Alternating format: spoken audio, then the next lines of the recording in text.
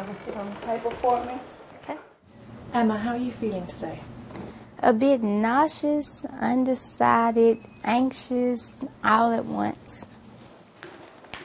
19-year-old Emma Anderson is 12 weeks pregnant.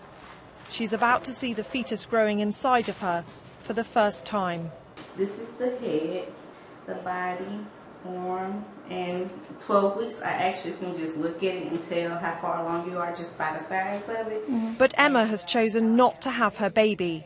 She's having an ultrasound because under Mississippi state law, she's required to look at an image of the fetus before she's allowed to have an abortion.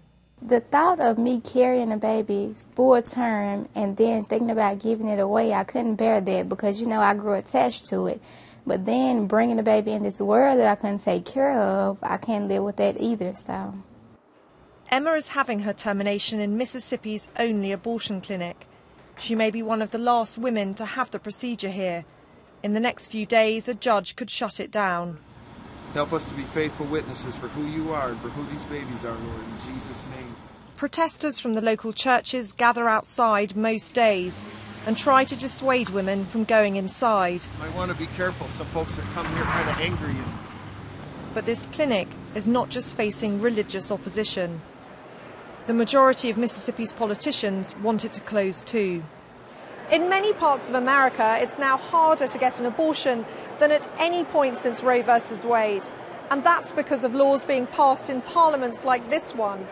It's why Mississippi is now one of 4 states with 1 abortion clinic left.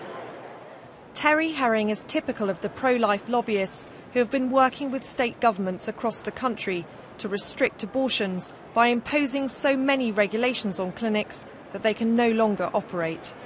Mississippi can lay the groundwork and set the stage, then any state can do so, right? Because we were last on civil rights, but we can be first on human rights. And so our goal is to lead the nation instead of being last. We want to be first at something, and we believe being first at ending abortion is a good thing. 3 hours drive from Jackson, you reach the Mississippi Delta. In one of the poorest parts of America, choosing to have an abortion is not an option for many women. They can't afford to pay for the procedure. Wow. 22, I need someone to hold the baby so I can check her eyes. Alnika Wolf is 13 years old. Last month, she gave birth to her daughter, Daranisha. How would you describe being a mum? What's it like? It's hard. Like waking up in the middle of the night, going to school early in the morning, be very sleepy, going to school. How are you coping as a family? We love it. I mean, she's here and nothing can be done about that one.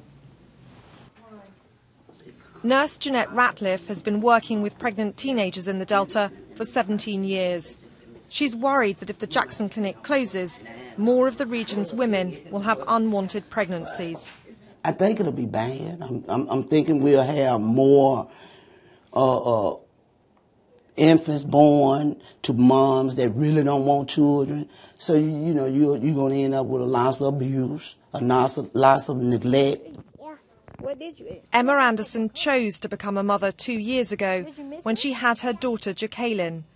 Now out of work, she's struggling with her decision not to become a mother again. I'm really, how do I say this, I guess undecided about how I feel on it. But I know that it's something that I have to do. I have to do what's best for me at this point. Tell me you miss me. Zoe Conway, BBC News, Mississippi.